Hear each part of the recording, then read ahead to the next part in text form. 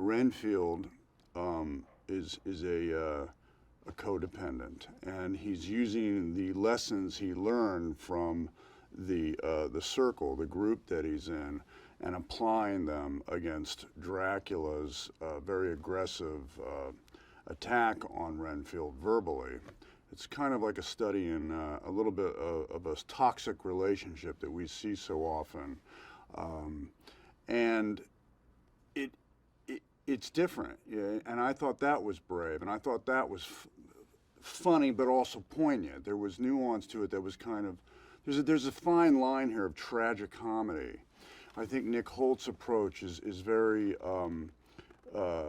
vulnerable, and I like that. It's in his eyes. So it's a real careful tone that Chris McKay is hitting, you know. It's something of a balancing act. From the very early age of 4 or 5, my father would play black and white. We had a 35mm projector and a screen he would put up in our living room, and he would play black and white silent films, and one of them was Nosferatu with Max Schreck. Let me tell you something, when you see that movie when you're 5 in black and white with him doing those crazy things with his eyes and his fingers, that leaves an indelible impression. It doesn't go away.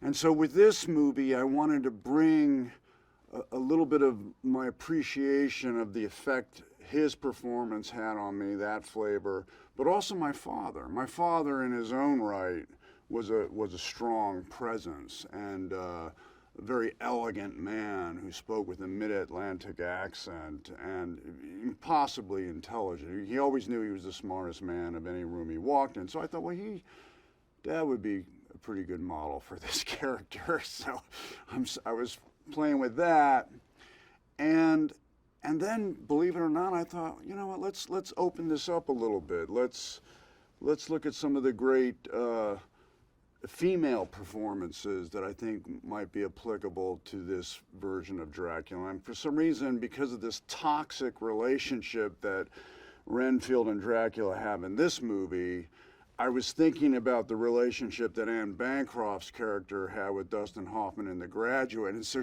her voice started coming into my mind, which I'm very happy about. So we have some direct borrowing from, yes, he does. Don't you think he looks like the kind of guy who has to find him off? Yes, he does. My roots are independent drama. That's what made me want to be an actor, was the movies of Elia Kazan, you know, Dean and Brando. But I also, thankfully, have an open mind and enjoy the realm of science fiction. I enjoy the realm of horror, and I like anything that stimulates my imagination. You know, the word magic is literally in imagination, to imagine these things. And I think films like the Dracula movies, the vampire movies, are wonderful to stimulate my imagination. And so I always have been a fan.